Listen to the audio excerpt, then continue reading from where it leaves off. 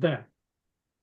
어, 지금까지는 이제 중세에 대한 이야기, 초대 중세에 대한 이야기를 많이 했습니다. 그런데 저희가 2000년 기독교 역사에서 가장 중요한 읽어야 될 책들, 한 예, 시기를 이렇게 좌지우지했던 책들을 정리하고 있는데, 그게 키아츠 영성 선집이에요.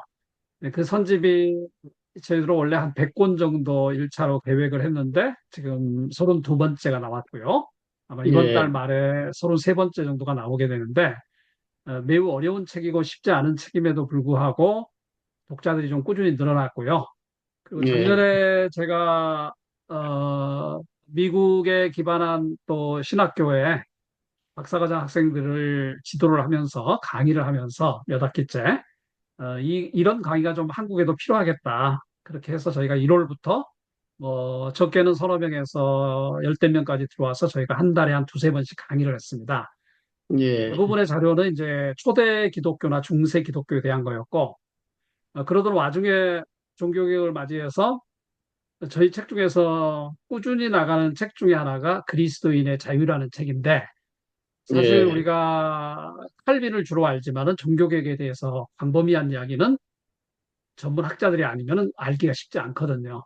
그래서 저희가 이번에는 그리스도인의 자유를 좀 살펴보는데, 오늘 시간에는 제가 종교개혁 전반에 대한 이야기를 좀 나누고, 그리고 그리스도인의 자유가 도대체 어떤 맥락에서 나왔고, 그 키워드가 뭐일까를 제가 설명을 하고, 그 다음에 또 사이사이에 언제든지 이렇게 점프하셔서 같이 코멘트도 해주시고, 이런 수업은 사실은 굉장히 좀 기본적으로 공부를 하신 분들도 많이 들어오고요.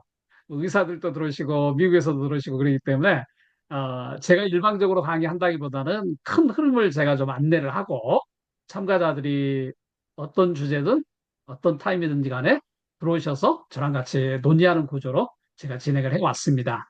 몇 년 예, 전에 제가 종교개혁 500주년 때 강연을 하면서 정리해 놓은 슬라이드인데 오래간만에 좀 찾아봤어요. 그래서 오늘 그때 했던 강연은 한국 교회가 종교개혁 500년 전에 개신교의 태동기인 종교개혁 시기와 연결을 해볼 때 어떤 의미를 가질까를 중심으로 제가 슬라이드를 구성을 했는데 오늘은 앞뒤는 좀 빼고 우리가 한국 사회에 적용하는 것보다는 일단 루터의 그리스도인의 자유가 나올 수밖에 없었던 종교개혁의 맥락을 한번 살펴보고자 합니다. 주요 종교개혁가들, 사실 루터가 개신교 종교개혁이죠. 당시에 종교개혁은 굉장히 많이 있었기 때문에 다양한 갈래로 루터의 종교개혁에서 시작해서 루터의 거의 후배이자 어떤 의미에서는 또 제자이자 어떤 의미에서는 동반자였던 멜랑이턴. 이 양반이 사실 이 제자 겸 후배 겸 동료였던 멜랑이톤 때문에 지금 우리가 루터에 대한 엄청난 자료가 보존이 됐고 신학이 발전을 했던 거죠. 그래서 이 두 분은 비텐베르그를 중심으로 해서 독일에 활동을 했고요. 칼빈은 엄밀한 의미로 1세대 종교개혁자라기보다는 2세대 종교개혁자죠. 1905년에 태어났으, 1900, 1509년에 태어났으니까 루터에 비해서는 한참 후배였고요. 더군다나 루터는 생명을 걸고 싸워야 됐던 종교개혁의 초창기였다면 칼빈도 물론 고생도 많이 하고 투쟁을 많이 했지만은 상당히 그래도 종교개혁의 틀이 나온 상태에서 제네바를 중심으로 활동했던 사람이기 때문에 우리는 좀 시간차를 둘 필요가 있습니다. 근데 장로교는 일반적으로 칼빈에 굉장히 빚지고 있기 때문에 그 전후 맥락에 대해서는 아무래도 좀 이렇게 간과하는 차원이 있죠. 스빙글리 같은 경우도 있고요. 쥐리에 가서 다 캐나다인들이죠. 그리고 쥐리에게 쥐리히 또는 쥐리 발음에 따라서 그리고 이제 파렐이라는 목사님도 제네바였고 그리고 우리가 영국으로 올라가면 뒤늦게 존 낙스가 있고 그 나중에 이런 수많은 동료들이 같이 만들어냈던 것이다라는 걸 우리가 이해하면 될 것 같아요. 지도를 보면은 뭐 어, 유럽에 많이 가보셨을 테니까 일반적으로 이게 종교 개혁, 개신교 종교 개혁의 센터들입니다. 어, 독일 베를린 바로 밑에 있는 비텐베르그를 중심으로 해서 이 근처가 아이슬레벤이라고 마틴 루터의 생가도 있고요. 거기에 핸델도 거기서 태어나고 요한 세바스찬 바하도 그 동네 사람들이거든요. 그래서 네. 독일로 보면은 중세 문화, 근대 문화까지 해서 문화적으로 굉장히 중요한 센터 중에 하나였죠. 비텐베르크 쪽이. 그리고 밑으로 내려오면 쥐리히에 즈빙글리가 있었고, 제네바, 게네프라고 부르죠. 제네바에 칼빈이 있었고, 저쪽 스코틀랜드에 들어가면은 스코틀랜드와 앵글로색슨의 이후에 잉글랜드 쪽은 대립이 많았죠. 존 낙스가 있었고, 그리고 영국 쪽에는 영국만의 종교 개혁이 있었던 거지요. 자, 우리 이렇게 한번 짚어보자고요. 세부적인 거는 또 책이나 구글링을 한번 나오겠지만은 매크로한 차원은 가끔 중요합니다. 종교개혁이 이제 다른 차원에서 비텐베르크를 중심으로 1517년에 시작이 되죠. 그리고 또 하나의 센터는 제네바, 중립지역이지만은 이게 또 밑에 이탈리아, 프랑스 위쪽에 독일을 연결하는 센터거든요. 그러니까 지금도 제네바 같은 경우는 예를 들어서 제네바 쥐리게 쓰는 언어가 다르잖아요. 위쪽은 독일어, 또 제네바 쪽은 프랑스어, 이쪽에 이 긴 터널들이 있는 이탈리아 위쪽에는 이탈리아어, 이렇게 해서 언어적으로도 3분돼 있는 지역이잖아요. 이게 이제 전 유럽으로 퍼지게 되는 센터가 됩니다. 재밌는 거는 1600년 어간이니까 이거는 이제 종교 간의 분쟁이 본격적으로 진행되는 시점이었지만은 유럽의 종교적인 매핑을 한번 볼 필요가 있습니다. 보면은 다양하죠. 생각보다 루터라는 북구 쪽으로 계속 올라가죠. 켈빈주의는 지역적으로는 가장 작죠. 켈빈주의는. 하지만 이제 근대화 이후에 근대 문명에 영향을 끼치기에는 켈빈리즘이라는 게 전 영역의 근대화 과정에 사상적, 경제적, 윤리적 영향을 끼치거든요. 하지만은 초기에는 지리적으로 굉장히 왜소한 지역을 차지하고 있죠. 로만 캐톨릭은 예전에도 이렇게 뭐 스페인은 워낙 강국이고요. 이탈리아, 프랑스도 일부 위그노파를 제외하고는 상당히 강국. 그러니까 중세 기독교는 프랑스 기독교라고 할 정도로 프랑스는 원래 가톨릭의 메인 성지죠. 성지고 실질적인 영향을 끼치는 곳들이죠. 이거를 슬라이드 쇼로 하면 될까? 하면은 크게 보이네요. 좋네요. 마틴 루터입니다. 마틴 루터는 굉장히 이렇게 흔한 스타일, 켄터키 프라이드 치킨의 할아버지 같은 이미지죠. 그리고 옆에 있는 사진은 톰 보라. 둘이 나중에 이제 1525년에 결혼을 하게 되죠. 비트민에 하면 이 두 분에 대한 뮤지엄이라든지 전시가 워낙 잘 돼 있는데 성경을 들고 있는 마틴 루터 그리고 원래 친구가 큽니다. 제일 무겁고 제 표현에 하면은 상대적으로 고생은 덜 했어요. 그러니까 사상적, 종교적 투쟁은 많이 했지만 당시에 막강한 힘을 지녔던 프레드릭 선제후죠. 아시겠지만은 당시에 신성 로마 제국이라는 게 이탈리아와 독일을 영역을 갖고 있었고요. 그리고 그 신성 로마 황제죠. 신성 로마 제국의 황제는 당시에 독일의 7개의 선제후들, 그러니까 선제후라는 게 선출권을 갖고 있는 제후를 선제후라고 부릅니다. 그 중에 가장 막강한 힘을 소유하고 있었던 사람 중에 하나가 프레드릭이었고, 지금의 섹슨 지역, 작센이라고 부르죠. 독일어로는. 그 지역에서 마틴 루터를 보호하는 제후였던 거죠. 마틴 루터는 위기 때마다 프레드릭 선제후의 영향을 많이 받았고요. 실질적으로 프레드릭 제후가 없었더라면 마틴 루터가 있었을까 하는 의구심까지 들 정도죠. 루터는 1483년에 태어나서 1546년에 돌아가십니다. 재밌는 게 말이죠. 아이슬레벤이 중세 영성의 핵심 중에 한 도시거든요. 저도 몇 번을 가는데 그 지역이 다 굉장히 중세 영성으로 유명한 지역인데 유명한 사람 중에 태어난 곳과 죽은 곳이 일치하는 매우 드문 경우입니다. 당대 인물 중에. 아이슬레벤에서 태어나서 음, 그 근처에서 쭉 활동을 하고 결국은 자기 고향에 들어와서 사망을 하시는데 우리가 흔히 잘 아는 벼락을 맞아서 자기의 어떤 죄책감을 느끼고 수도사가 되겠다고 결정을 했던 게 1505년.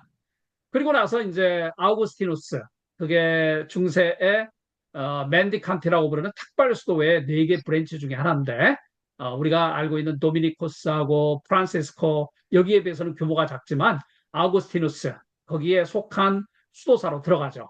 그게 이제 에어프루트죠. 수도사로서 로마에 여행을 하게 되죠. 종교적인 업무 위에 이제 주교나 이런 관료들의 심부름으로 하게 되는데 사실은 적지 않게 충격을 받아요. 나이도 20대 후반이니까 비평정신과 학문과 모든 게 이제 조합된 굉장히 똑똑한 청년이었으니까 그리고 하면서도 굉장히 철저한 사람이었죠, 루터는. 한 번, 한 번 뭘 이렇게, 문제를 껴안으면은 보아야만은 철저한 어떤 청년이었다는 기록들이에요. 그때 로마에 대한 새로운 생각을 갖게 되고, 결국은 현재 시스템으로는 안 되겠다. 뭔가 바뀌어야 되지 않을까라고, 생각을 시작하게 되는 거죠. 재밌는 거는 1905년에 종교적 회심을 하게 되는데, 경험을 하게 되는데, 우리가 흔히 일설에 의하면은 천둥을 맞고 번개를 맞고 친구가 죽었다고 하는데 그거는 우리가 학문적으로 볼 때 후일담이고요. 당시에 어쨌든 간에 그 벼락 사건은 루터에게 굉장히 충격적인 사건이었고 재밌는 거는 1506년 그 경험을 한 1년 후에 로마에서는 교황이 바로 세인트 피터스 카테드럴, 그러니까 성 베드로 성당을 건축하는 프로젝트를 시작하게 됩니다. 이게 1506년입니다. 그리고 나중에 120년이 지난 1626년에 완공이 되는데 이 와중에 로마 여행을 하면서 돈을 거둬야 되는데 돈을 안 내니까 우리가 흔히 말하는 면벌부, 우리는 면죄부라고 말하는데 엄밀히 말하면 벌을 이렇게 용서해 주는 거지 죄를 용서해 주는 개념하고는 좀 달라요. 그래서 인돌전스라는 게 면죄부라고 한국에서 많이 표현하고 있는데 그거는 면벌부가 정확한 표현이라고 저는 생각합니다. 네, 그 사건이 동시에 진행되는 거죠. 그리고 도저히 안 되겠길래 이제 학위를 마치고 공부를 마치고 신학 공부를 비텐베르크의 젊은 교수로 와 있다가 1517년에 우리가 흔히 잘 아는 95개조 반박문을 일종의 학교에 이렇게 안내문 정도의 뷰리튼 개념으로 쉐어를 하죠. 그것도 라틴어로 써서 그 전문가들이 정말 로마 교황이 이렇게 면벌부를 팔고 돈을 걷어들이고 지금 하고 있는 제도가 옳은가에 대한 토론을 해보자. 학문적인 토론을 해보자. 그게 사실 95개의 반박문이었죠. 이때만 해도 마틴 루터는 카톨릭을 떠날 생각도 사실 없었고요. 뭐 자기가 떠나려고 한 건 아닌데. 근데 이미 붙이는 순간 당시에 인쇄술이 굉장히 발전이 됐잖아요. 그게 순식간에 전 유럽으로 퍼졌고, 그리고 자기는 본의 아니게 시대의 전면에 나설 수밖에 없었던 거죠. 그러면서 가만히 보니까 로마 교황 입장에서는 돈이 안 들어오잖아요. 객감을 하다 보니까 제가 지난주 어제 말고 지난주에 주일날 4번 설교를 하고 그 요독에 의해서 좀 감기가 걸렸어요. 약간 몸살기가. 네, 지금 거의 나아가고 있는 중입니다. 네, 미안합니다. 그런데 이제 로마 교황이 가만히 보니까 레오 10세죠. 가만히 보니까 주범이 누구냐? 왜 이렇게 돈이 안 들어오느냐? 그걸 이제 하다 보니까 마틴 루터였던 거예요. 그리고 루터는 가장 북한 신학자 중에 한 명이었고. 그래서 로마 교황이 엑스루게 노미네 주여 일어나소서 일종의 포고령을 내리죠. 포고령을 내려서 보통 포고령을 내리면은 너가 반성해라.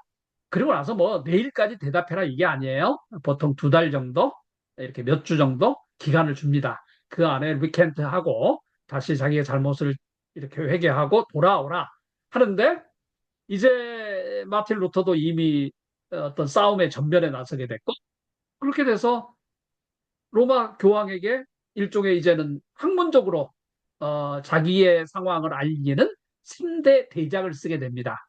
그 대작 중에 하나가 바로 그리스도인의 자유, 그리고 교회의 바빌론 유수, 그리고 독일 귀족들에게 보내는 편지, 이 3편의 편지를 1520년 6월부터 가을까지에 걸쳐서 3권의 소논문이죠. 책이지만 그걸 발표하게 됩니다. 그리고 로마 교황이 보냈던 일종의 파문령, 포고령을 불태워버리죠. 공개적으로. 그러면서 이제 본격적으로 되돌아올 수 없는 강을 건넜던 거죠. 나중에 이제 1521년에 우리가 잘 알고 있는 보름스 회의라는 게 열리는데 나중에 좀 사진에서 보고 그 와중에 그 이후에 신약 성경을 번역하게 됐습니다. 이 신약 성경 번역이라는 것은 굉장히 중요한데 자국어로 된 성경을 가지면서 이게 사실은 라틴어 성경을 대중화시키는 거잖아요. 일반 성도들이 책을 읽을 수 있게 책에 대한 접근권을 확보한 거죠. 그리고 다시 말하거든요. 이게 구텐베르크로부터 시작된 프린팅 프레스, 인쇄술의 발전과 함께 새로운 혁명적인 지금 우리가 말하는 스티브 잡스가 일으켰다 IT의 혁명과 비슷한 거죠. 전화기의 혁명이죠. 쉽게 말하면. 그리고 나서 이제 안정된 생활, 그리고 상당히 그 이후로는 1530년대 이후로는 불같은 일을 이제 그렇게까지는 겪지 않죠. 안정되게 마지막 15년의 세월을 보내다가 죽는데 여기에 제가 하나 앉는 게 1525년에 농민전쟁이 일어나죠. 네, 루터의 전 세계를 볼 때 가장 아쉬운 거는 농민전쟁에 있어서의 태도였어요. 제가 볼 때는. 네, 이해는 되는데 왜 그러냐면은 마틴 루터가 성경을 번역하고 당시 민중들, 민초들의 어떤 저항감을 심어준 건 사실이에요. 우리도 성경을 읽어보자. 아니, 성경에 그런 말이 어딨냐, 교황했던 말이. 그러다 보니까 자의식을 갖게 됐고, 거기에 직접적인 영향을 받았던 사람들이 독일의 농노들이에요. 어떤 영주들을 모시고 있던 사람들. 우리가 중세시대 때 그러니까 지배층과 피지배층의 차이를 분포를 10대 90으로 보거든요. 100명 중에 10명이 일을 안 하고 살고 있었고 나머지 90명은 그 10명을 먹여 살리기 위해서 살단 말이에요. 그게 독일의 농민들이 루터의 어떻게 보면 혁명적 아이디어에 영감을 받아서 영주들에 대한 반란을 일으켜요. 우리도 같이 한번 토론해보자. 이게 진실인지. 그래서 그게 1525년에 독일의 농민전쟁에 농민들은 그때까지만 해도 마틴 루터가 우상이었죠. 어떤 시대를 바꿀 만한 지도자였고 그래서 마틴 루터에게 입장을 밝히라고 압력을 넣죠. 당신은 어떻게 생각하느냐? 근데 지금까지 평생을 프레드릭 제후의 영향을 받아왔고 도움을 받아왔던 마틴 루터는 자기가 끝내 제후의 입장에서 돌아설 수가 없었죠. 그리고 농민들이 수천 명이 학살을 당했고 그 사건은 누구에게 책임을 묻는다기보다는 어떻게 보면 마틴 루터 전체 생애에 있어서 많이 아쉬웠던 점이죠. 어, 루터는 회심을 강요하면서 굉장히 종교성이 있는 사람이었고요. 로마 방문을 통해서 자기가 어떻게 살아야 될 것인가를 마음속에 다졌던 기회가 있었고요. 종교개혁의 깃발을 들었죠. 사실 종교개혁에 있어서 가장 중요한 인물이죠. 그리고 루터는 워낙 탁월했고 글을 잘 씁니다. 더군다나 이제 저희가 프린스턴에서 칼빈의 라틴어 설교와 루터의 라틴어 설교를 읽는데 많이 달라요. 그러니까 스타일도 다르잖아요. 켈빈은 굉장히 샤프하죠. 샤프하고 뭐 두 양반 다 굉장히 브라이트해요. 똑똑한데 칼빈은 냉정해요. 글 쓰는 스타일이 짧아요. 간결하고 냉정해요. 그래서 라틴어로 말하면 칼빈의 설교, 칼빈의 글을 설명하라고 우리는 딱 두 단어를 써요. 브레비타스 앤 클라리타스. 그러면 되게 쉬운 영어거든요. 브레비타스는 브리프잖아요. 브리프니스. 클라리타스는 클리어잖아요. 클리어. 그러니까 클리어한 거죠. 클리어. 이 두 개가 칼빈이라면 루터는 라틴어 설교뿐만 아니라 루터의 작품들은 뻔해요. 그냥 옆집의 할아버지. 정말 루터가 이 대화를 가장 많이 하는 방법은 테이블 톡이거든요. 티샷. 그러니까 테이블에 앉아서 대화하듯이 성경을 이야기하고 신학에 대해서 논하고 이게 루터 스타일이에요. 그래서 우리가 이런 것들은 전문가가 아니라도 한번 이해하면 좋겠죠. 이게 아이스 아까 레벨의 루터의 질문하세요. 예, 예, 칼빈의 그게 예. 클리어하고 그 뭐라고요? 그 브레비타스, 특징. 브리프니스, 짧음, 브리프. 예, 예, 예. 그게 발음 나는 대로 독일어처럼 쓰면 돼요. 브레비타스, 예, B-R-E-V-I-T-A-S. 예, 예. 타스는 브리프 라틴어로 앤 이제 명사의 클리어. 범위. 그렇죠. 그러니까 브리프하고 예, 클리어하게 굉장히 예, 예, 똑똑해요. 원래 두 분 다 법률가로 크려고 했기 때문에. 자, 예. 여기는 어, 여기 뭐 독일어도 있지만 여기가 태어난 곳입니다. 가다하네요. 그냥 가면 박물관 적고요. 전시실도 작고요. 하지만 루터의 일생을 보여주는 뮤지엄이 네 곳에 있거든요. 네 곳에. 그 중에 두 곳이 이곳에 있습니다. 이거는 생가고요. 여기에서 태어났고요. 가면은 그냥 이렇게 되게 아담하고 심플하고요. 그냥 전형적인 독일. 그리고 여기는 이제 슈레베 하우스라고 이제 죽은 곳이죠. 이 광장 바로 옆에 있어요. 광장. 그러니까 생가에서 광장까지 한 3분 정도밖에 안 걸려요. 골목 하나만 지나면 되니까. 그런데 이게 종교개혁 500주년을 맞이해서요. 이 죽었던 장소로 박물관을 만들었어요. 근데 제가 봤을 때 저는 상당히 충격적이었는 게 정말 잘 만들었어요. 정말. 정말 잘 예, 만들었고, 예, 예, 여기 죽었던 곳이에요. 그러니까, 여기 하이마트 뮤세움이니까 고향 박물관인데 루터가 바로 이 동네에서 태어나서 이 골목에서 태어나서 뒷골목에서 죽은 거예요. 쉽게 말하면. 그리고 언덕을 좀 올라가면은 루터가 다녔던 교회가 있거든요. 그 교회는 이제 요한 세바스찬 바하도 거기서 연주를 잘 했대요. 많이 했대요. 예배도 드리고. 이곳의 박물관은 나중에 기회 되면 보겠지만은 굉장히 아름다워요. 그리고 이번에 총신에서도 지금 이 정성구 박사님이 평생 모은 칼빈 자료를 가지고 지금 박물관이라기보다는 전시관을 만들고 있는데 한 번은 저에게 또 저 위층에서 좀 도와달라고 의견을 도와달라고 전화가 왔길래 총신 교수들이 많으시니까 뭐 저까지 갈 필요가 있느냐 했는데 제가 그때 제안은 드렸어요. 외국이 워낙 잘 돼 있기 때문에 제네바에 가면은 칼빈을 중심으로 했던 종교개혁 연구소 겸 박물관이 있거든요. 그곳. 그다음에 칼빈의 누아용에 가면 파리 위쪽에 칼빈의 생가 박물관이 있거든요. 그거. 그다음에 바로 이 루터의 쉐베 하우스 뮤지엄. 이곳만 참고를 해도 아마 한국을 대표하는 박물관이 나오지 않을까라고 제가 제안을까지는 했어요. 그 정도로 잘 해놨습니다. 이곳은 이제 베를린 밑에 있는 비텐베르크의 광장이죠. 루터는 어디 가나, 루터는 a man of book이에요. 책을 들고 있는 사람이에요. 종교개혁을 우리가 학생들한테 가르칠 때도 마찬가지예요. 책의 사람이에요. 책의 사람. 이 책은 바이블이죠. 그래서 루터가 어디 가나 이렇게 동상을 세워놓으면 그 사람의 특징이 있거든요. 그럼 얼굴을 우리가 잘 몰라도 이 양반은 이거구나 하고 우리가 파악할 수 있는 게 루터는 이 포스처, 이 자세입니다. 비텐베르크 광장이고요. 이게 아까 말씀드렸던 1517년에 예, 이 정도 규모예요. 지금 가면은 뭐 동판으로 이렇게 대문에 다 써놨는데 그건 후대의 이야기고요. 그냥 학자들끼리 한번 논의해 보자. 순수한 굉장히 진지한 학자였거든요. 이 양반은. 그래서 이렇게 표시를 했던 거고요. 어, 조금 수사니까 통셔가 있죠. 이게 유럽 쪽은 이렇게 머리를 깎아요. 이렇게. 그리고 나중에 저쪽 아일랜드 쪽은 뒤에 이렇게 좀 표현이 이상하지만 좀 이게 남겨요. 머리를 뒤로. 이게 켈틱, 이게 아일랜드 스타일이에요. 중세의 수도사 중에. 그리고 이제 유럽풍, 그 로마풍은 전부 다 여기만 남겨요. 여기만. 어, 사실 잘 모르죠. 이런 거. 학자들도 잘 몰라요. 전문가들 아니면. 중요하지 않으니까. 우리가 갖고 있는 마틴 루터의 사진들은 다 원판들입니다. 원판. 그러면 이제 그런 질문이 들겠죠? 아니, 500년 전에 어떻게 그렇게 세밀화를 남겼을까요?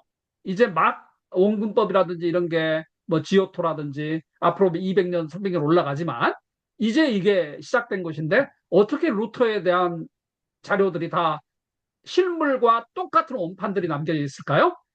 아까 말씀드렸던 주센주, 섹소니 지역의 프레드릭 데이제는 굉장히 포부가 큰 일종의 르네상스맨이었어요.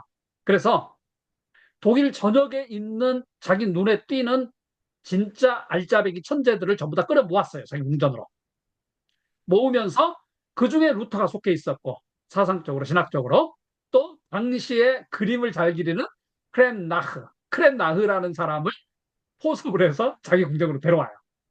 그러니까, 크렌나흐는 쉽게 말하면 지금 우리 시대에 신문에 나오는 뭐 4칸짜리 이렇게 서사 같은 거 있죠. 한 칸짜리라든지. 이런 캐리커처. 그 다음에 이 실물 화들, 이 그림들을 거의 다 그린 사람이 루터의 동시대인이었던 화가고 일러 작가였던 크렌나흐라는 사람이었어요. 그러니까 우리가 지금 보고 있는 거는 진짜 루터의 실물이에요. 근데 이 양반이 저도 루터의 작업을 이제 많이 했지만 읽고 그랬지만은 정말 코믹하게 정말 상징적으로 은유적으로 아주 심리적으로 잘 뽑아내요. 이거 한번 보세요. 지금 이 루터와 교황이 싸우는 건 십자가를 놓고 싸우죠. 누가 진짜 그리스도를 따르는 사람인가? 그러면은 루터는 지금 성경을 들고 있네요. Man of Book이라고 그랬어요. 교황은 십자가 달리고 뭐 그냥 별로 안 갖고 있네요. 근데 그 뒤에 더 재밌는 게 많아요. 이 교황이 교황. 에고 숨 파파. 라틴어로 에고는 나니까 숨은 M이잖아요. 파파. 내가 교황이다. 근데 교황 한번 보세요. 음란한 존재라고 표현을 많이 하거든요. 데블이죠.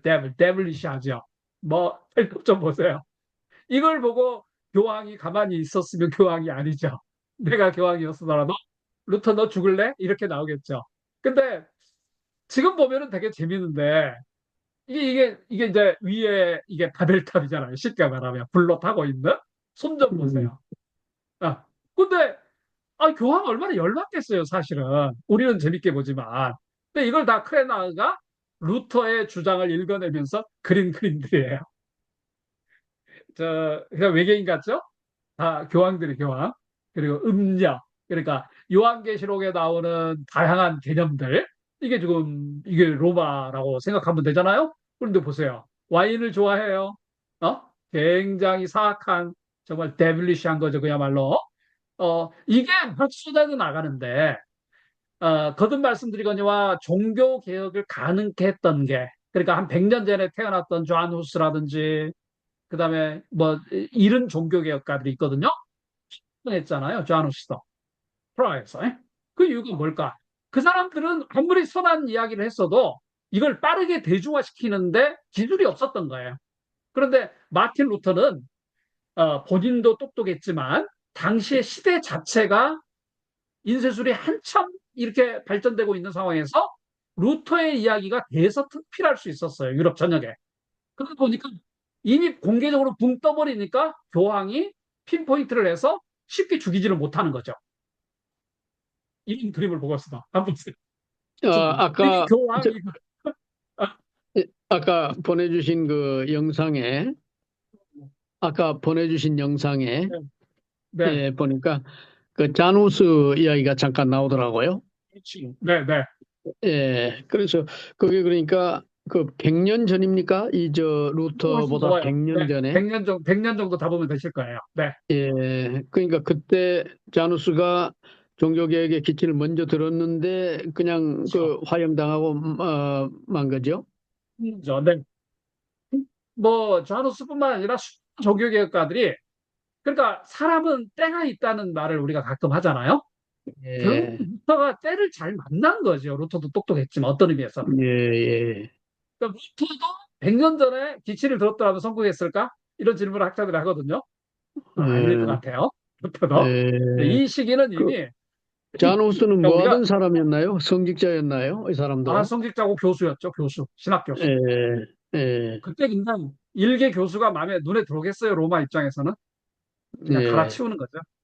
근데 더군다나 프라하의 시민들이 지지를 하면서 공개적으로 저항을 해오니까 그 모든 게 사실은 뭐가 연결이 되냐면 이게 중세 때부터 계속 내려오는 주제인데 머니하고 연결이 돼요. 머니하고. 그러니까 예, 로마 교황청은 전 세계로부터 직접 헌금을 받잖아요. 소정의 11조를. 전 세계로부터. 그러니까 예, 머니 무브가 굉장히 중요해요. 그러니까 중세의 프랑스하고 이탈리아가 그렇게 싸웠던 이유 중에 하나도 알프스를 프랑스의 돈이 왜 알프스를 넘어가게 만드느냐. 이게 뭐냐면 당시 중세의 가장 강한 기독교권은 프랑스였거든요. 그러니까 쉽게 말하면 중세 기독교 이퀄 프랑스 기독교라고 해도 틀린 말이 아닐 정도로 프랑스가 강해요. 근데 나중에 왕권이 등장할 때는 결국 돈 문제잖아요. 왜 자본이 자꾸 알프스를 넘어서 이탈리아로 가지? 걔들이 우리한테 해준 게 뭔데? 우리한테 자유를 줬나? 뭐 이런 싸움이거든요. 그러니까 그게 종교개혁 때도 굉장히 피크에 이르죠. 그러니까 루터 들고 나오니까 돈이 안 모여요. 돈이 안 모여. 베드로 성당은 지어야 되는데 그게 사실은 실질적인 큰 이유 중에 하나죠. 가운데 있는 분이 교황이십니다. 교황이라면 열받지 않았을까요? 염소, 돼지, 거의 이리 간대요, 이리. 보니까. 동물학자는 아니지만. 그러니까, 이렇게 희화화하고, 어, 자, 지금 이게 이제 면 벌부를 팔로 받는 거죠? 돈 내라.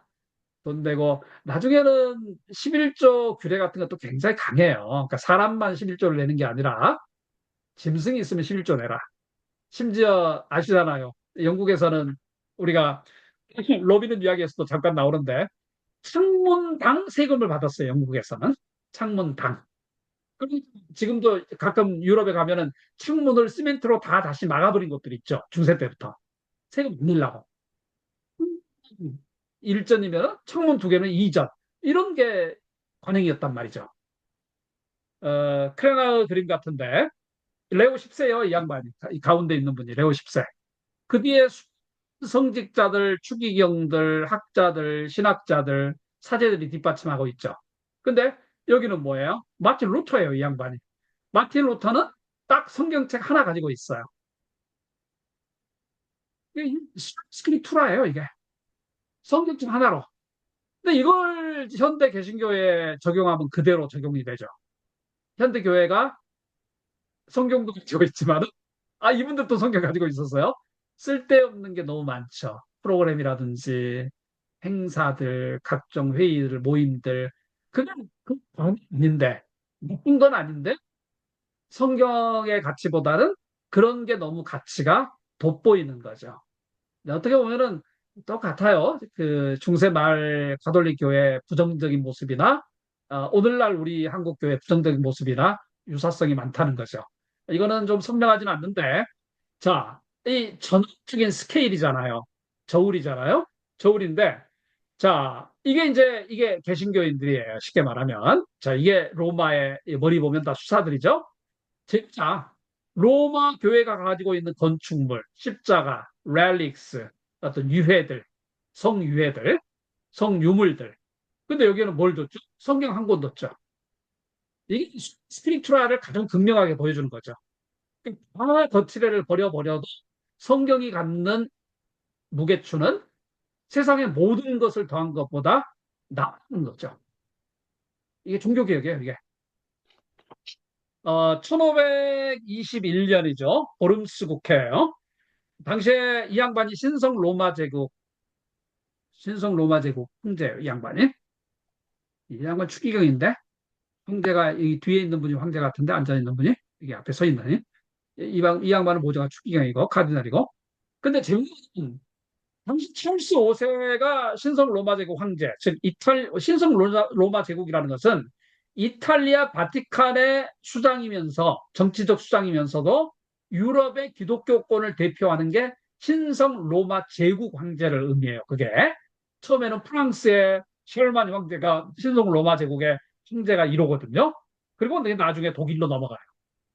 그리고 독일을 기반으로 해서 오랫동안 신성 로마 제국 황제가 나오는데 재밌는 거는 나중에 이때 찰스 5세는 프랑스 사람이에요. 프랑스 사람이라서 불어밖에 못해. 불어밖에 못하는데 여기는 지금 독일이에요. 자기가 말이 안 통하는 거야, 말이. 그래서 가운데 통역관을 둬요. 통역관을 두고 루터를 불러들이죠. 루터 너 가만히 보니까 너 정말 이래도 죽겠다 너는. 어? 너 가만히 둘 수 없으니까 네가 여기 와서 공개적으로 반성을 하고 네 주장을 철회하라. 하고 보름스라는 지역에서 하이델베르그 쪽이거든요. 프랑크푸르트 밑에. 보름스에 가서 회의를 해요. 근데 이제 선제우들이 다 나오죠. 루터가 들어오죠. 근데 마지막 경고를 하는 거예요. 하지만 루터는 여기에서 유명한 발언을 하죠. 조금 이따 제가 원문은 말씀드릴게요. 히스테는데 이게 루터를 상징하는 말이잖아요. 내가 여기 있나이다. 내 성경과 내 양심에 따라서 나는 교황제를 지지할 수 없을 것입니다. 이게 결국은 이제 종교개혁의 원칙을 만들어내는 거죠. 원칙을. 종교 원칙은 두 가지거든요. 하나는 성경, 또 하나는 양심, conscience, 내 양심. 그러니까 내가 성경으로 믿는 하나님, 내가 양심으로 믿는 하나님. 이게 근대 화의 사상적 기초를 놓는데 우리는 사실은 양심은 별로 안 가르쳐요. 우리 성경만 가르치잖아요. 그러니까 우리는 보고 싶은 것만 배우는 거예요, 사실은.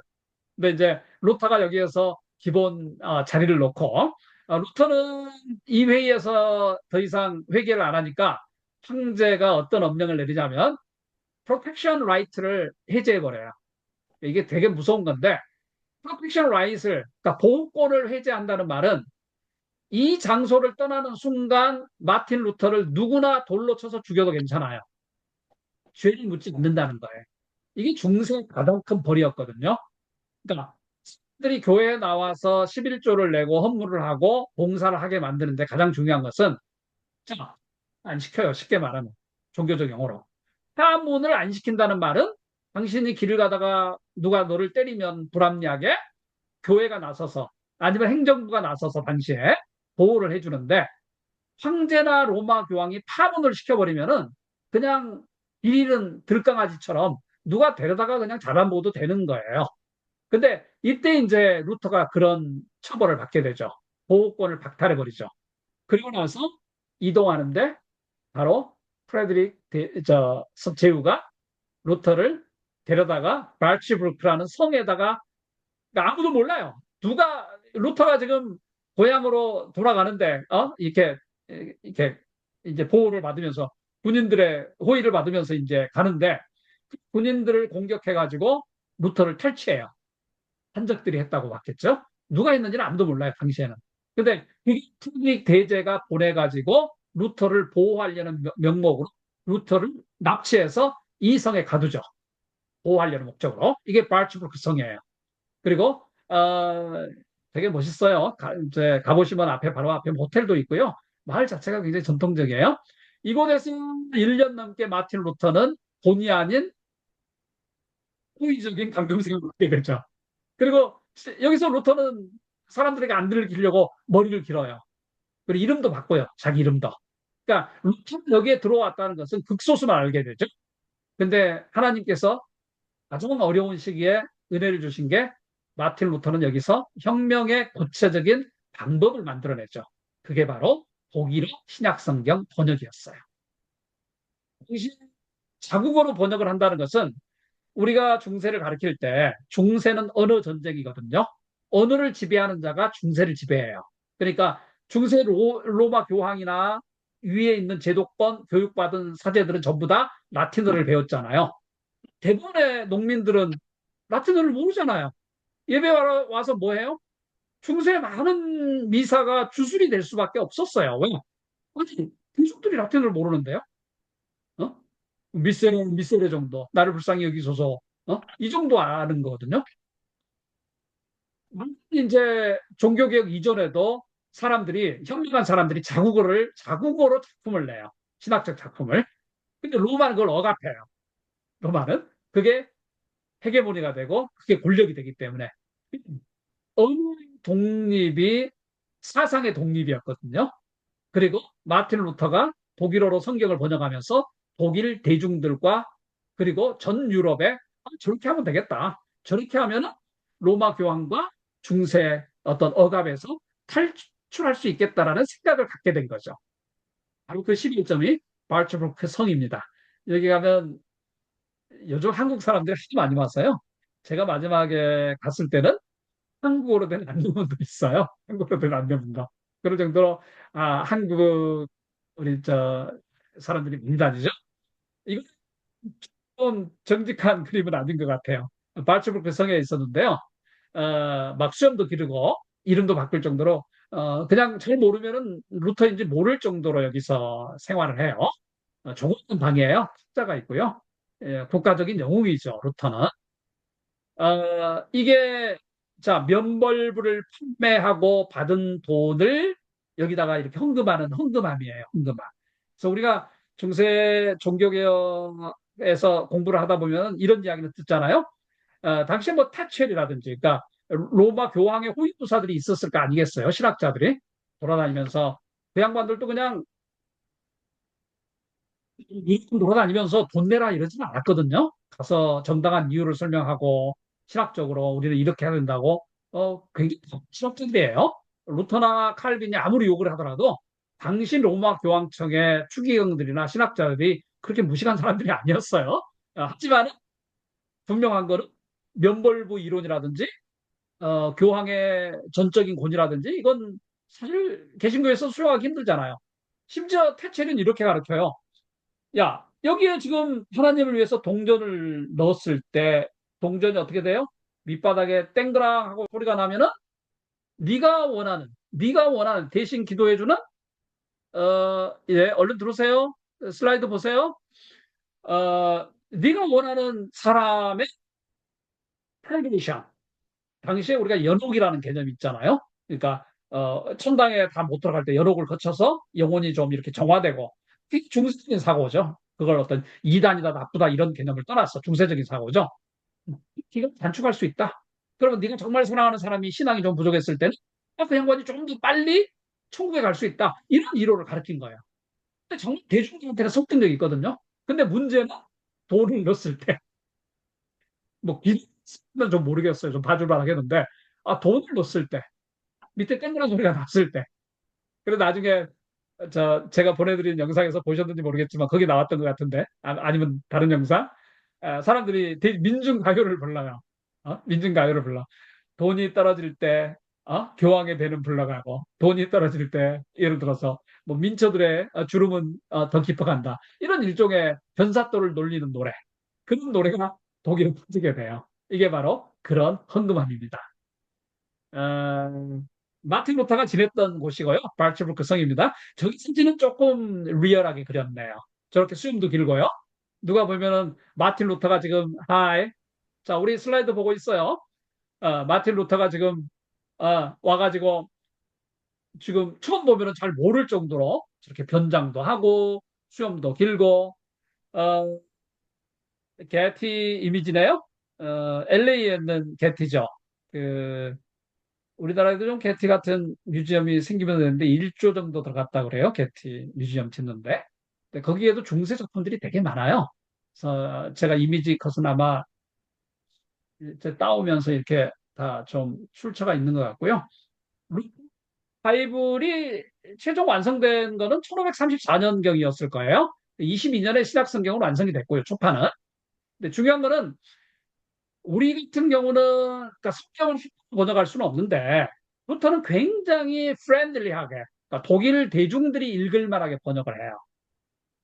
사실 우리나라가 너무 성경에 이렇게 문자적 우리가 축제 영감설도 강조하면서 한국 기독교는 굉장히 문자적 기독교잖아요. 근데 꼭 그래야만 되는지에 대해서 루터는 우리에게 좀 도전을 줘요. 그러니까 본질이 잘 전달이 된다면 신학적인 좀 더 편하게 읽을 만한 번역체들이 좀 더 많이 나오면 좋을 것 같아요. 어, 종교개혁은 제가 여기 이제 그렇게 한번 봤습니다. 이 설명이 훨씬 편할 것 같아요. 중세 로마 교황과 카톨릭 교회의 불의와 부정의에 맞서서 근데 카톨릭은 반항한 거 아니에요. 당시에 영성이 떨어지거나 개신교에서 가르치듯이 중세 말은 죽음파는 아니었어요. 죽음파는 아니었고 단지 핵심적인 교리에 있어서 뭔가 많이 안 좋았어요. 분명한 거는. 하지만 중세 말이라고 그래서 종교개혁도 사실은 카톨릭 종교개혁이 훨씬 더 먼저 일어나거든요. 카톨릭 종교개혁이. 근데 개신교는 당시 개혁 정신을 가진 건 아니었어요. 그러나 개신교 입장에서 볼 때는 중세 카톨릭 교회의 불의가 너무 명확했고 정의롭지 않는 게 많았기 때문에 거기에 반기를 크게 둔 거죠. 그리고 가장 중요한 것은 무엇보다도 성경. 복음혁명이에요. 종교개혁은. 성경을 재발견한 거죠. 네, 거듭 말씀드리거니와 루틴 됐을까요? 구텐베르크의 인쇄술이 없었으면 안 됐을 거란 말이죠. 그리고 수많은 르네상스의 학자들이 동시에 일어나면서 시대를 만들어낸 종교적인 혁명이 종교개혁이에요. 그리고 루터의 말처럼 양심의 재발견. 양심은 이성이거든요. 근데 이 양심이 나온 것도 인문주의나 르네상스가 없었으면 안 됐죠. 왜요? 당시에 로마나 그러니까 중세라는 1500년의 시대를 건너뛰어서 학문의 본질이 뭐냐를 물었을 때 그 사람들의 대안은 그리스나 로마의 문화에서 나온 거거든요. 그리고 그게 통이 돼서 기독교에 적용이 된 거거든요. 그리고 이 사건은 유럽 점역에서 일어난 사건이었지 제네바나 비텐베르크에서 일어난 사건은 아니었다. 어떻게 보면은 유럽의 기독교가 한 번은 종교적인 전환을 겪었어야 할 시점에 저는 이게 종교혁명이 일어났다고 봐요. 단순히 개혁 이상이었어요. 종교혁명이죠. 그리고 나서 어, 50여 년에 걸쳐 일어난 유럽 기독교의 종교적인 재편성. 이거는 무슨 말이냐면 마틴 루터의 생애가 1560년이면은 종교개혁 2세대가 끝나요. 그리고 그때 정도 되면은 카톨릭도 트렌트 종교회의라고 어, 중요하지만 여러분은 시험을 보실 게 아니기 때문에 카톨릭도 이미 재편을 끝내요. 1560년 정도 되면. 그래서 50년 동안은 엄청난 종교적인 재편성이 일어나요. 유럽 전역에. 지금 우리가 보고 있는 종교 개혁입니다. 간단히 정리해 볼까요? 종교 개혁은 마틴 루터 아저씨입니다. 켈빈 아저씨입니다. 두 분 다 굉장히 신사적인데 켈빈은 샤프하죠. 그래서 아까 말씀드렸던 브레비타스 크라이타스가 여기서 나온 거고 마틴 루터는 켄투키 프라이드 치킨의 할아버지 같죠. 굉장히 포근하고 이때 지금 왕과 제후들이 교황권에서 분리되는 현상이 등장하고요. 인쇄술이 발전을 했죠. 그리고 르네상스 이전에 휴머니즘부터 그러니까 근대 문명의 상승이 몇백 년 동안 축적이 되죠. 이게 그리고 우리 기독교 쪽에서는 종교적인 혁명이었던 거죠. 그렇게 이제 봐야 되는 거죠. 어디 보자. 그리고 나서 종교개혁의 이제 키워드는 우리가 알고 있는 3대 키워드가 있죠. 근데 사실 루터가 말한 거는 3대 키워드가 아니라 5대 키워드예요. 5대, 5가지. 여기서는 우리가 솔라 스크립투라 오직 성경으로죠. 솔라 피데 오직 믿음으로. 솔라 그라티아 오직 은혜로. 그 다음에 두 개는 뭐가 빠졌냐면 하나는 솔루스 크리스투스. 제가 뒤에 또 저 화면 보여드릴게요. 솔루스 크리스투스는 오직 그리스도로. 이게 빠져 있어요. 그 다음에 또 하나는 솔리데오, 솔리데오, 솔리데오 그라티아. 그러니까 하나님의 영광을 위해서. 이런 말이 들어가요. 그러니까 이 5가지가 조금 이따가 제가 원고 올려드릴게요. 사실은 마틴 루터뿐만 아니라 특별히 마틴 루터의 5대 솔라 개념입니다. 그 중에 우리는 예수님 뺐네요. 뭐 섞여 있다고 보았던 거죠. 성경과 믿음과 은혜를 우리가 3대 솔라라고 우리가 받아들이는 겁니다. 어, 혹시 여기까지 어떠세요? 코멘트 한번 해보세요. 이거는 이제 몇 가지 더 올까요? 마틴 루터와 그때 저기 아까 말씀하신 그 아, 농노의 난 농민 아까 전쟁, 농민 전쟁 농민 반란, 농민 반란. 농민 반란이 언제쯤 일어난 거죠? 성경 번역한 다음에 1500, 그렇죠. 1525년이니까 에, 성경의 신약 성경이 1522년에 초판이 나와요. 에, 그리고 이제 그게 유럽 전역에 흩어지는데 몇 년 안 걸렸겠죠. 이미 성경 나오기 전에부터, 그러니까 마틴 루터가 깃발을 들 때부터 이미 민중들의 우상이었죠. 야, 그러니까 에, 우리가 세계사에서 배우듯이 독일은 중앙 집권제가 되게 느리거든요. 그러니까 굉장히 에, 많은 프린스가 있어요. 프린스가. 하도 프린스가 많으니까 그 중에 7명만 뽑아가지고 또 신성 로마 제국 황제를 뽑도록 만든 거예요. 그 정도로 분화돼 있어요. 독일 전체가. 왕권이 늦었죠? 그래서 이때 동조를 하지 않았다고요? 응징을 못하죠. 왜냐하면 에, 제후들의 입장을 들어야 되니까. 입장을 에, 옹호해야 되니까. 표를 자기를 먹여줬거든요. 제후가. 근데 어떻게 음, 농민들 편을 들겠어요? 근데 그 정도면 아쉽죠. 왜냐하면 그러니까 제가 유럽의 역사 탐방을 시작하게 된 계기도 루터의 흔적을 찾기 시작한 것부터였거든요. 그러니까 루터만 제가 수십 개 이제 지역들을 돌아다녔는데 전반적으로 저에게는 좋았어요. 루터 선생님이. 근데 저희 스타일이었고 저는 칼빈보다 루터가 훨씬 더 편안했고 그를 통해서는. 근데 한 가지 아쉬웠던 거는 루터는 저는 천상의 인물로 봐요. 그러니까 아버지도 중산층의 상류 정도 됐고요. 광업과 관련된 광업과 관련된 일을 하셨는데 그냥 어려움 없이 자녀들을 가르칠 정도였거든요. 경제적 고생을 안 했죠. 그리고 나중에 많은 고비를 겪었지만 그 뒤에는 로마의 영향력으로부터 벗어나려고 하는 독일의 제후들의 도움이 컸죠. 동조를 많이 해요. 근데 이 양반은 정말 어떤 아픔이라든지 가난한 민초들의 심정은 느꼈을까 하는 점에 대해서는 저는 조금 아쉬워요. 그 점은. 음. 뭐 저는 어떻게 다 이해를 하겠습니까? 저 몇 장만 더 보죠. 하지만 아내예요. 아내 이쁘죠? 예, 카타리나입니다. 카타리나. 수녀예요. 그래서 당시 로마 교황에서는 어떤 말까지 하냐면 아니 이 칼빈과 루터를 비롯해서 종교개혁자들은 수녀들을 다 꼬드겨 가지고 와이프를 삼네? 와이프를 다 음. 종교개혁자들에게 나눠줘? 이렇게 비난을 할 정도로 여성들도 굉장히 똑똑하잖아요.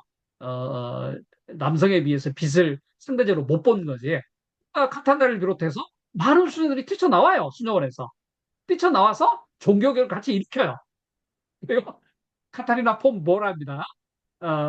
이 양반이고 종교개혁은 우리가 단순히 한국 교회는 신앙적인 전환으로만 보지만 엄밀히 말하면 종교개혁은 가족이라는 것을 다시 만들어낸 시발점이에요. 왜냐하면 중세 수사들은 가족이 없죠. 해가 없잖아요. 그 패밀리가 뭔지 몰라요. 그래서 어, 하버드 대학의 유명한 교수였던 스티븐 오즈망이라는 교수가 있어요. 그 양반은 칼빈이나 루터의 종교개혁자들의 가족, 패밀리 이슈를 다뤄요. 패밀리, 여성, 이런 패밀리에 대한. 그 어떻게 보면은 중세에서부터 교리적인 독립만 해온 게 아니라 중세가 발견하지 못했던 가족을 발견하죠. 아내의 역할, 자녀의 역할, 그리고 어떻게 성직자가 기타를 쳐요? 우리말로 말하면, 쉽게 말하면. 중세 때는 상상을 못해요. 악기를 해방시키죠. 자녀를 해방시키죠. 와이프를 해방시키죠. 더 중요한 건 뭔지 아세요? 종교개혁은 잔의 해방이라고 불러요. 우리가 잔. 자, 그리스도인의 자유에는 나오지 않지만, 자, 나중에 우리가 말하는, 교회의 바빌론 유수라는 당시에 1520년에 나온 세 권의 쌍이에요, 이게. 조금 이따 끝나면 보여드릴게요. 중세 일반 대중에게는 잔을 나눠주지 않아요. 떡만 나눠주지. 왜 그러냐면은 떡은 예수님의 진짜 살이잖아요. 믿음으로 먹는 순간. 이렇게 중세는 믿어요. 채설이라고 불러. 화채설. 우리는 그렇게 생각 안 하죠. 개신교는. 그런데, 그런데 잔을 주면 어떻게 해요? 떡을 주다가 사람들이 땅에 떨어뜨리면 이렇게 씻어서 흙랑 좀 먹으면 되는데, 잔은 흙 속으로 들어가 버리잖아요. 예수님의 피가. 그래서 성도들에게 잔을 주지 않아요. 종교개혁은 그 잔을 해방해라. 우리도 잔 먹게 해줘. 우리 일반 성도들도 잠 먹게 해줘. 그렇게 해서 중세에서부터 혁명적인 개념의 변화를 일으켜요. 그러니까 이런 사실은 지금 우리가 좀 폭넓은 매크로를 이해를 해야지 그리스도의 자유뿐만 아니라 종교개혁 전반을 이해할 수 있는 거예요. 보세요. 노래를 해요. 이렇게 패밀리가 같이 앉아서. 이건 종교개혁의 유산이에요. 종교개혁 유산. 게티 이미지 사진 보면은 제가 가끔 한 번씩 LA 갈 때마다 이제 게티를 꼭 올라가는데 어마어마해요. 소장품 게티 뮤지엄에. 그리고 태평양이 제일 보이니까 얼마나 좋아요. 이게 다 종교개혁 때 우리는 익숙하잖아요. 중세 때는 상상을 못 하는 거예요. 아이들과 가정이 있다는 거를. 그래서 이게 종교개혁입니다.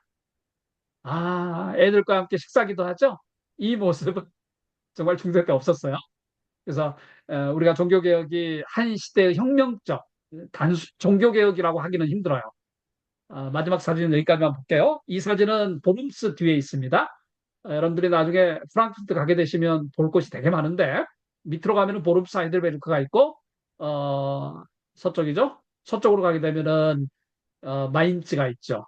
거기에 제가 좋아하는 힐데가르트 오브 빙엔이 바로 그 동네 사람이고 프랑크푸르트는 예나 지금이라 굉장히 센터 중에 하나예요. 자, 저는 사실 우리 한국도 이런 스태츄 파크가 좀 생기면 좋아요. 개신교. 네, 이게 어떤 파크냐면은, 지금 우리가 이야기했던 모든 이야기의 주인공은 마틴 루터죠. 마틴 루터 혼자 다 했을까요? 그건 아니잖아요. 얼마나 많은 신학자들과 법률가들과 사상가들과 혁명가들이 같이 했을까요? 여기는 루터 and his friends예요.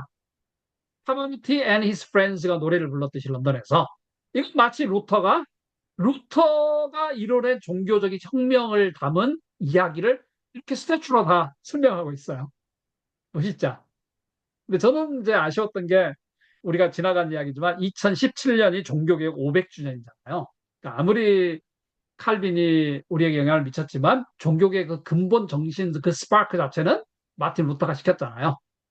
그때 우리가 뭔가 한국의 한국적인 재해석을 통해서 이런 기념비적인 뭔가를 만들어냈더라면 얼마나 좋았을까. 저는 그런 늘 아쉬움이 있어요, 역사학자로서. 그래서 슬라이드는 여기까지 보고요. 어, 나머지는 또 다음 시간에 좀 더 제가 보여드리고요. 하나만 우리가 이제 더 자료를 좀 볼까요? 잠깐만요. 혹시 하실 말씀 있으면 하셔도 됩니다.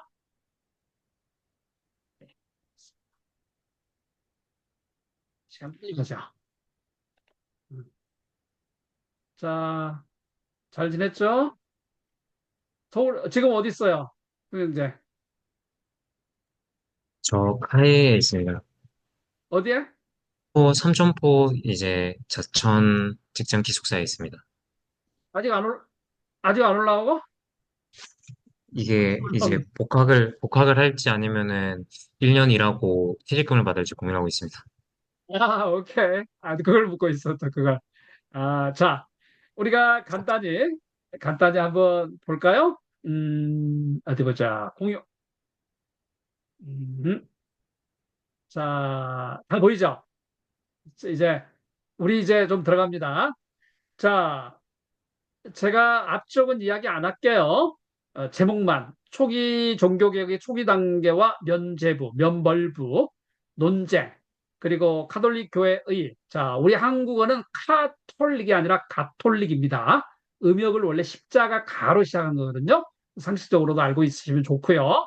그리고 이제 3대 논문 시리즈의 일환이 나와요. 제가 아까 말씀드렸던 1520년에 교황 레오 10세가 엑스르게 도미네. 어우, 말은 너무너무 좋잖아요. 주여 일어나소서요, 엑스르게는. 일어나소서인데, 6월 15일에 일종의 교황 포고령을 내려요. 포고령을 내리는데 굉장히 무서운 거예요, 이거는. 전 세계에서 금지시켜버리는 거예요, 파문을 시키거나. 그리고 이제 루터의 가르침 중에 41개 조항을 이단으로 규정해요. 이건 정말 중세적인 전통이에요. 심지어 제가 좋아하고 저희 책 중에 되게 잘 나가는 마이스터 에카르트 책도 에카르트의 신학 가르침 중에 200개가 넘는 명제를 이단 취급을 해요. 가르치면 안 된다.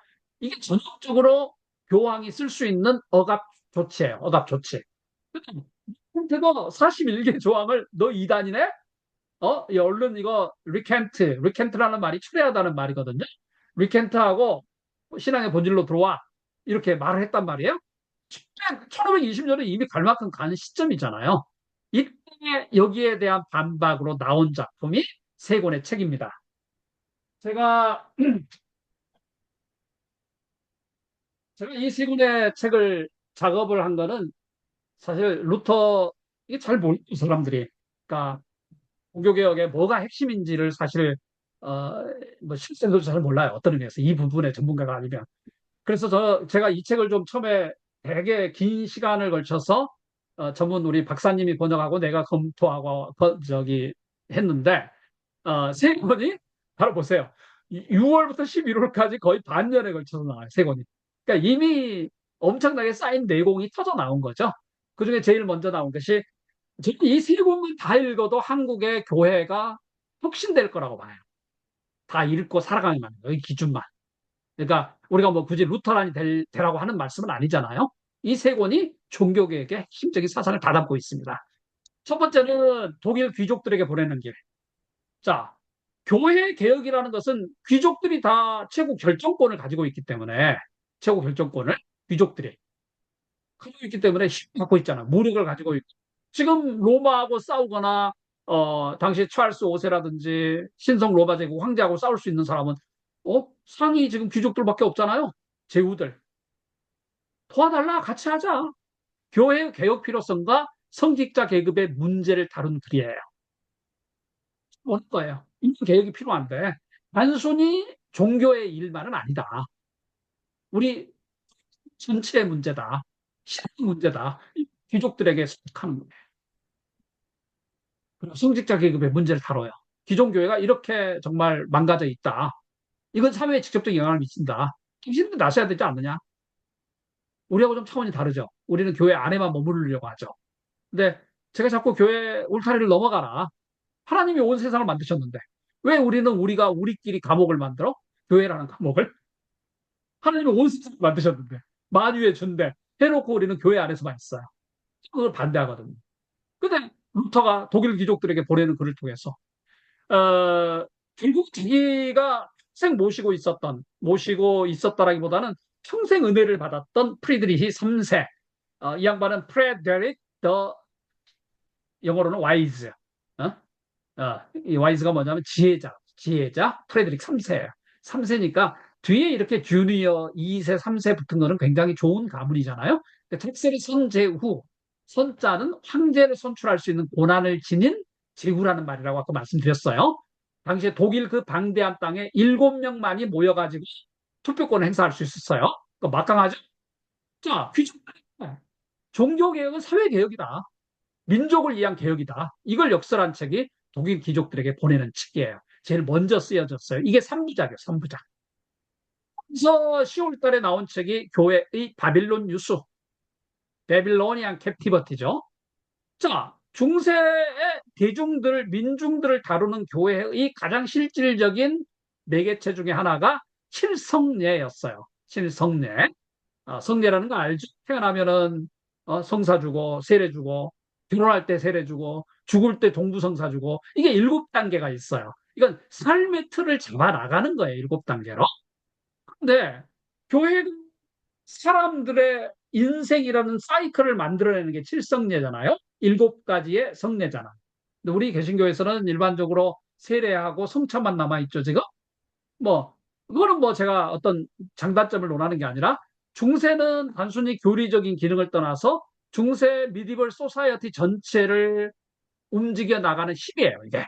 힘인데, 힘이다 보니까 가진 자 입장에서는 그걸 쓰면 돈이 나오잖아요. 돈이 나오고 그러니까 교황이 부패하게 되고 돈이 있는 것은 부패하게 돼 있죠. 중세교회가 그렇게 중세 교황청이 그래서 부패한 거죠. 그래서 꼭 필요한 성찬과 세례라든지 유아 세례라든지 복원하자 의미를 제대로 가자 본질로 가자 이게 교회의 바빌론 뉴스예요. 교회가 바빌론 뉴스처럼 로마 교황청이나 성직자의 설갑에 있다. 이거 해방해야 될 거 아니냐? 본질로 가야 되지 않겠느냐? 지금도 똑같이 적용하면 똑같죠? 저는 뭐 교회가 저를 키아츠 사역을 엄청나게 지원을 했고, 지난 20년 동안 정말 많이 국내외 교회들이 도와주셨어요. 저희가 한 거는 다 교회들의 도움이 없었으면 못했을 거예요. 그래서 저는 교회를 공개적으로 이렇게 부정적인 말을 잘 못해요.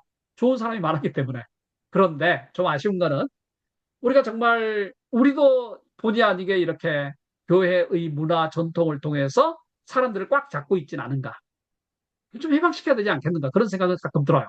그리고 마지막으로 우리의 명작 1520년 11월에 이거는 더 이상 물러날 곳이 없는 거예요. 이 책은 그리스도인의 믿음과 자유의 본질을 설명하고 그리스도인의 자유하니까 무슨 해방신학도 아니고요. 나 자유 얻었는데 이것도 아니에요. 신앙의 본질이 뭘까? 이걸 정면으로 다룬 책이에요. 그러니까 그리고 신앙과 행위의 관계. 이거 키워드예요. 키워드. 여기에서 우리가 말하는 5대 솔라가 나오게 되는 거예요. 그래서 크리스천의 자유가 제가 볼 때는 종교개혁 전반의 바이블 같은 책이에요. 조금만 더 들어가 볼까요? 뭘 다뤘죠, 그럼? 자, 5 솔라 한번 볼까요? 솔라 스크립투라. 우리 다 알고 있죠? 오직 성경으로. 이 말은 중세시대 때는 성경마저도 성당 하나가 성경을 하나 갖고 있지도 못하는 성당이 많았어요.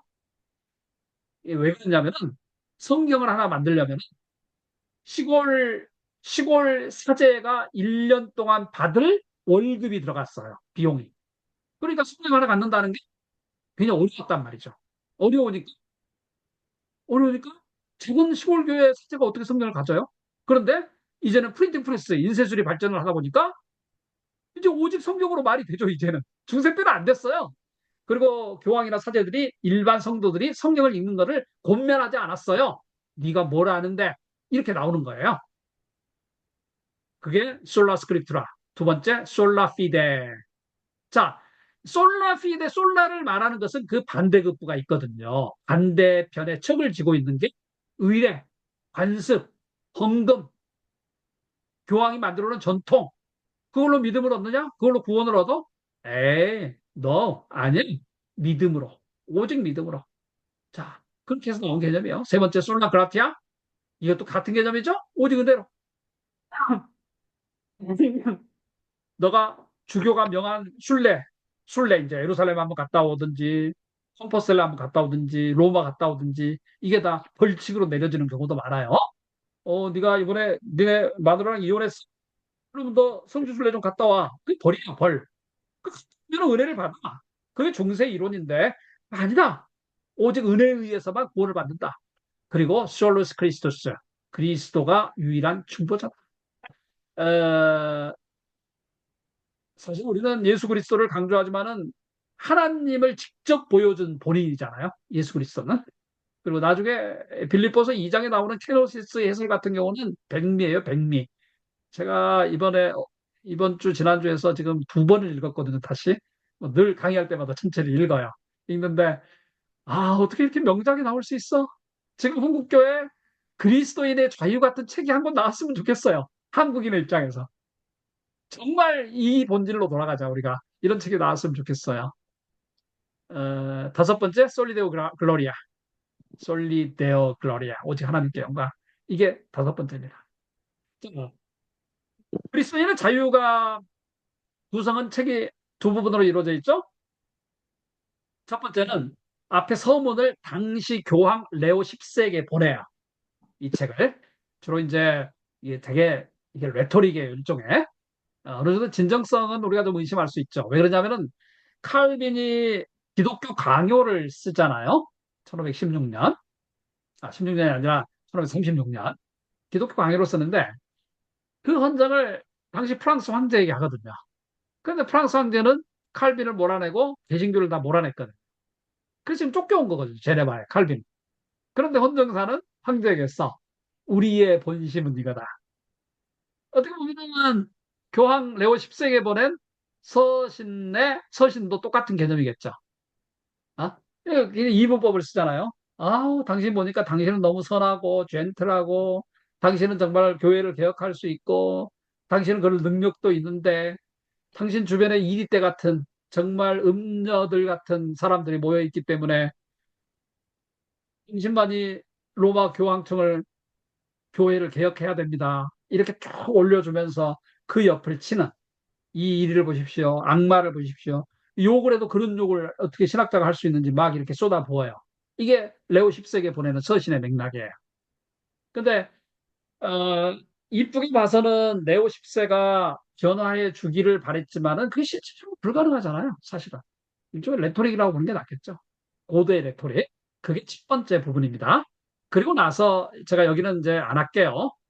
제가 말씀드렸지만은 카톨릭의 학문은 개신교에 비해서 결코 뒤지지 않아요. 당시에 신학적 학문이라는 게 철두철미함 이런 거는. 그러니까 우리가 단순 비교하지 말고 이런 분위기에서도 종교개혁이 나름 성공적으로 오는 데는 하나님의 은혜밖에 없었어요. 어떤 의미에서. 로마 경찰이 그렇게 허수아비가 아니었어요. 당시에 쟁쟁한 사람들 우리가 봐서 우습지 절대 우스운 사람들이 아니에요. 다들 최고의 인물들이에요. 그리스도의 자유 여기까지 오늘 들어갈까요? 다음 시간에 저희가 본문에 들어가겠습니다. 그럼 저도 한 번 더 읽고 여러분도 한 번 더 읽고 이렇게 읽으면 훨씬 낫겠죠? 저는 크게 세 가지 뭐 또 여러 가지로 나눌 수 있지만 첫째 기독교 신앙의 본질에 대한 심오한 이해입니다. 제가 볼 때 어떻게 봐야 될까요? 여러분들 지금이야 우리가 뭐 우리 장로님만 돼도 김재일 장로님처럼 성경을 깊이 알죠. 나름대로 신학도 하시고 일반 공부도 많이 하셨고 또 교회 그 정도의 어떤 자리에 또 가기까지는 얼마나 많은 공부를 하셨겠어요? 근데 재밌는 거는 말이죠. 기독교에 대한 이해는 10년 넘는 기간 동안에 만들어져 온 거거든요.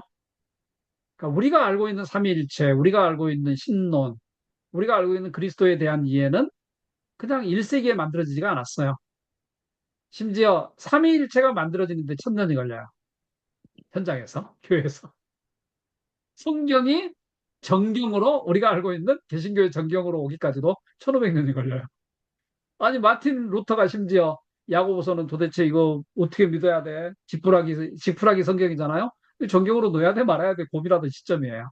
우리는 정리된 걸 받아들이고 있죠. 그렇기 때문에 우리가 가끔, 우리가 마치 16세기에 살았던 것처럼 한번 살펴보는 것도 중요해요. 자, 오늘은 핵심만 좀 이제 마저 말씀드릴게요. 자, 기독교 본질이 뭘까를 가장 명확하게 개신교적 용어로 설명한 책이 그리스도인의 자유입니다. 그리스도인은, 자, 루터의 말입니다. 그리스도인은 모든 일에 있어서 가장 자유로운 주인이며, 이 책의 키워드는 제일 앞에 나와 있죠. 딱 두 줄이에요, 두 줄. 이 책의 키워드는. 잠깐만요. 제가 오늘 책도 잠깐 가져왔는데, 책 설명은 나중에 할게요. 이 책의 키워드는, 어디 보자. 36페이지에 딱 나타나 있어요. 그 한 줄이에요, 36페이지에. 그리스도는 완전하게 자유로운 만물의 영장으로서 그 누구에게도 종속되지 않습니다. 만물 중에 우리는 최고입니다. 왜? 나중에 루터가 그런 설명을 하죠. 우리는 누구? 하나님과, 우리의 영혼은 하나님과 진실한 결합을 하는 사람이에요. 하나됨이에요. 그리스도가 내 죄를 다 감당하시고, 그래서 많이 듣던 이야기잖아요. 우리 결혼했잖아요, 그리스도랑. 그래서 그리스도는 마치 정말 술람미 여인 같은 내 모든 죄를 다 당신 것으로 여기시고, 당신이 갖고 있는 모든 은밀한 것을, 아가서에 나오는 이야기예요, 나에게 주신. 그러니까 나는 마치 뭐예요? 하나님의 아들, 하나님의 부인. 교회가 하나님의 부인이라는 게 그게 나오잖아요. 하나님의 신부할 때하고 부인하니까 좀 뉘앙스가 좀 그렇죠. 우리는 그런 존재란 말이에요, 이게. 내가 만물의 짱이다 이런 개념이 아니고, 나애가 얼마나 존귀하고 고귀한 자인지 이런 개념이잖아요. 근데 그리스도인은 온전하게 충실한 모든 이의 종으로서, 여기서 이제 핵심이 나오죠. 우리는 만물에서 가장 영장, 디그너티가 높다는 거예요, 디그너티. 하지만 우리는 모든 이의 종으로서 모든 사람에게 매여 있다. 지금 다른 번역인데, 모든 이에게 헌신된 종이며 모든 이에게 종속된다. 이 구조는 이 책이 다 지금 뚫고 있는 거예요, 이 책에. 그래서 는 끊임없이 우리의 디그너티, 존엄성이라는 게 거의 실정지까지 도달한다는 거예요. 동시에 우리는 동시에 우리는 모든 사람의 종이 되어서 만물을 섬긴다는 거예요. 그리고 그 핵심이 빌립보서 2장에 나오는 케노시스 이론으로 이 책이 끝이 나요. 빌립보서 2장에 그게 있잖아요. 주께서 하나님의 아들이시고 자신의 모든 것을 버리고 땅으로 내려오셔서 다시 우리를 구원하시고 큰 기쁨을 주셨도다. 이게 빌립보서 2장의 케노시스 이론인데, 이렇게 아름답게 해석한 거를 저는 사실 본 적은 없어요, 신학자로서. 정말 감탄했어요. 그래서 여러분들이 한번 그렇게 보시면 어떨까? 믿음 중요하잖아요. 그러니까 우리가 로만 캐톨릭의 어떤 리추얼 의례라든지 미사라든지 이나 헌금함으로써 구원받는 게 아니라 솔라 피데, 믿음은 그리스도와 이 판본은 좀 다를 거예요. 이 판본은 제가 달리 작업을 했으니까. 근데 내용은 훨씬 풍부해요, 제가 번역한 게. 믿음은 그리스도와 영혼 사이의 결합으로. 얼마나 멋있어요. 그리스도와 인간 영혼 사이의 결합으로. 이를 통해 그리스도는 영혼에게, 인간에게 은혜와 생명을 나누어 주며, 영혼은 그리스도께 자신을 온전히 맡긴다. 거의 부부잖아요, 부부. 부부적 결합이잖아요. 이게 사실은 루터가 중세 신비주의자인 베르나르드 드 클라르보, 그러니까 클라르보의 베르나르를 자기 존경하거든요. 아가서였잖아요, 아가서. 어, 영혼은 그리스도에게 자신을 온전히 맡긴다. 신부가 마치 신랑에게 맡기는 것처럼 이러한 결합을 통해 그리스도는 모든 것을 소유하며 믿는 자에게 은혜를 공유하고 그것에 의해서 구원을 받는다. 이게 키워드예요. 이런 의미에서는 뭔뭐로부터 자유도 될 수 있겠죠. 즉 중세 로만 캐톨릭의 캡티버티로부터 자유 이런 개념이 될 수 있겠죠. 자, 두 번째 믿음과 행위의 관계에 대한 균형적 관점. 개신교가 되게 못하는 거잖아요. 이거는 선한 행위. 근데 루터 이 책에서 루터의 입장은 굉장히 분명해요. 믿음, 오직 믿음으로 하나님의 은혜로 구원받는 거예요. 그 어떤 것으로부터 구원을 받지 못해요. 행위도 마찬가지예요. 행위로 구원받는 거 아니에요. 그러나 우리가 구원받은 사람이라면 마땅히 해야 될 게 우리는 주변을 섬기고 사람을 섬기고 이웃을 섬긴다는 게 대원칙이에요. 대원칙이에요. 이거는 그 수 없는 루터의 권면이에요. 선한 행위는 사람이 의로워지기 위해 필요하지 않지만, 즉 구원받기 위해서 필요하지 않지만은 참된 믿음에서 자연스럽게 나오는 것이다. 자연스럽게가 아니라 거의 글을 읽다 보면은 참된 믿음에서 안 나오면 참된 믿음이 아닐 정도의 부담감을 줘요. 근데 루터는 아름답게 그것을 자발적으로, 내추럴리, 자연스럽게, 우아하게 이웃을 섬겨야 된다는 거예요. 아, 이게 어딨어요? 그러므로 그리스도인은 믿음으로 자유롭지만 그 자유는 사랑으로서 행위로 나타나야 합니다. 입 종교가 아니라는 입 종교가 입으로 떠드는 사랑 종교가 아니라 행위로서 반드시 나타나야 된다. 이게 일관적인 주제예요. 이게 참된 믿음은 언제나 사랑과 희망을 동반한다. 참된 믿음은 무기력한 믿음이 아니며 반드시 행위로 이어져. 어떻게 보면은 사실 이 행위에 대한 강조, 뭐 우리가 야고보서 어린 시절부터 많이 논의를 했잖아요. 행위로 구원을 받을 수 있어? 행위가 도대체 뭐야? 제가 볼 때는 초등학생 때부터 읽혀야 될 책이라고 봐요. 명확하게 정리되어 있어요. 굉장히 깊은 어조로 깊이 있게. 그러나 이러한 행위는 구원의 조건이 아니라 믿음의 증거이다. 증거라고 말하면서 계속 안 하면은 뭔가 천국에 못 갈 것 같은 느낌을 줄 수 있는 상당히 우리에게 force예요, force. 이렇게 깊게 강요하고 있어요. 하나님께서는 우리에게 믿음과 복음과 율법을 주셨다. 이건 굉장히 짧게 논의하고 있는데 결국 복음으로 의로워지는 거고 율법이라는 것은 행위잖아요. 그 행위로 우리는 이웃을 섬길 수밖에 없다라는 게 키워드예요. 그래서 첫 번째는 오직 믿음으로만 구원받는다. 두 번째는 우리는 행동으로 그 믿음이 살아있음과 우리는 인간이 약하기 때문에 나중에 장황한 설명을 해요. 왜 행위가 필요합니까? 인간의 나약함 때문에. 인간은 당장 예수를 믿었다고 해서 의로움을 받았다고 해서 그 다음날 천국 가는 게 아니잖아요. 오래 살아야 되잖아요. 그러면 인간의 나약함을 끊임없이 하나님 앞에서 발전시키기 위해서 남은 생애를 근신하며 살기 위해서 우리는 그리스도의 사랑을 실천할 수밖에 없다라고 표현을 해요. 루터는. 좋은 것 같아요. 그 점이. 자, 마지막으로는 이제 앞뒤를 좀 정리한 글이지만 자, 그리스도인의 자유의 실천적 신학적 적용. 이런 표현들 사이에 많이 나와요. 한번 여러분들 보시죠. 그리스도인은 모든 믿는 이가 그분의 왕권과 사제직을 공유하도록 하셨다.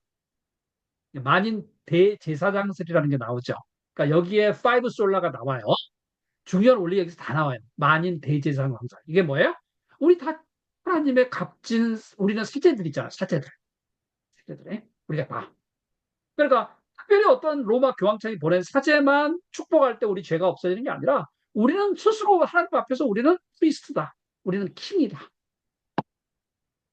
책임을 지는 거죠. 그러니까 킹 라이크 왕과 같이 이제 살아야 된다는 거죠. 그게 바로 구원과 행위를 이어주는 키 원칙이에요. 어, 제가 이 말까지 하고 여러분 코멘트 잠깐 드릴게요. 어, 여러분 세인트라는 말 알죠? 세인트. 세인트가 원래 성인이에요. 성인. 근데 중세 유럽에서 성인이 되기는 되게 힘들어요. 아무나 되는 게 아니에요. 그게 세인트가. 그런데 종교 개혁은 말이죠. 마치 자네 해방이듯이, 가족의 해방이듯이, 여성의 해방이듯이 세인트의 해방이에요. 이게 무슨 말이냐면 세인트라는 개념을 전부 다 그리스도인들로 바꿔 사용해요. 그리스도인이라는 말은 우리가 중세풍으로 읽으면 We are saint. 우리는 성인들이에요. 우리는 만인 대제사장들이 그리스도만 믿으면 우리는 성인이 되는 거예요. 어, 다시 돌아갈까요? 몇 분 남았지만 남았으니까 제가 대안이라든지 무슨 의무 이런 것을 모든 걸로부터 벗어나서 오직 믿음으로 구원받는다는 그 확신 을 이게 심어주게 하고 그거 자체가 굉장히 제 스스로를 자유하게 하는 그런 그 느낌을 주었다. 음, 는 그래서 굉장히 그 힘이 있는 책이고 그때 당시에 루터의 그 영성이 아주 그 농축된 그런 그 책이었겠다 하는 그 생각을 했습니다. 그다음에 이제 그 보내주신 그 영상을 늦게 제가 오늘 그 발견을 하고 이 저거 하기 전에 이 강의 시작하기 전에 대강 이렇게 쭉 봤는데 거기에 음, 어, 루터가 유대인에 대해서 인톨러런트 하는 그런 부분이 나오더라고요. 근데 네. 그런 이유가 있습니까? 오래된 이슈인데요. 제가 신대원 다닐 때 논문을 그 주제로 썼습니다. 그러니까 루터의 어떤 엔타이 주데이즘이 아니고 중세 시대 때 엔타이 주데이즘이라는 책을 썼는데, 저 논문을 썼는데 그게 예, 거기까지 흘러 들어가요. 그러니까 나중에 심지어 이제 일단 두 가지 이야기 짧게. 유대인들은 중세에 이방인 못지않게 이단 못지않게 천대받는 시절이었습니다. 중세 때. 예, 굉장히 박해를 많이 받았어요. 어, 중세 돈만 밝히는 인간들. 그리고 예수를 죽였다는 꼬리표가 중세 첨단을 이어집니다. 그게 나중에 19세기의 엔티세마이티즘, 우리가 흔히 말하는 나치주의가 유대인들을 반박하고 싫어하는 게 엔티세미즘이라고 우리가 말을 하거든요. 그게 예, 중세 때 마치 엔티주데이즘이, 그러니까 반유대교가 제도적으로 실행이 됩니다. 메커니즘이. 그래서 지금 나오고 있는, 그러니까 마틴 루터가 소속돼 있었던 수도회, 그리고 그 위에 도미니칸이라든지 그리고 프란시스칸들은 신학자들이 팀을 만들어서 유대인 박멸 작업을 합니다. 심각하게. 그러니까 굉장히 중세 큰 이슈입니다. 큰 이슈인데 이 흐름이 이때까지 지속이 돼서 일반인들은 유대인 하면 치를 떨었을 겁니다. 이제 그런 뉘앙스로 이해하면 어떨까 하고요. 그럼에도 불구하고 루터는 그들에게 복음을 전해야 된다는 생각을 갖고 있었어요. 심지어 루터는 실행을 본격적으로 하지 못했지만 이슬람권에 들어가서 내가 목숨을 걸고 선교를 해야 되겠다라는 이야기도 합니다. 음, 근데 이제 이 시기가 어떠냐면, 그러니까 이게 아직 선교라든지 전도가 종교 개혁기까지 개신교에서는 나오지를 않아요. 거의 미션의 개념이.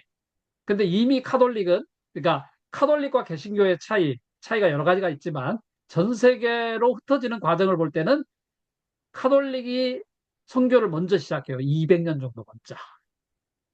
그리고 전 세계 어디를 가든지 카톨릭이 먼저 오면 200년 후에 개신교가 따라와요. 선교사들이. 중국도 마찬가지, 남미도 마찬가지, 우리나라도 마찬가지. 그래서 제가 이거는 이제 또 박사과정 수업 때 재밌는 주제로 하면은 다들 처음 들어보는 이야기거든요. 근데 이제 우리는 문헌을 다루니까 그 팩트입니다, 팩트. 그래서 지금 말씀하신 건 좋은, 굉장히 샤프한 지적이시고요.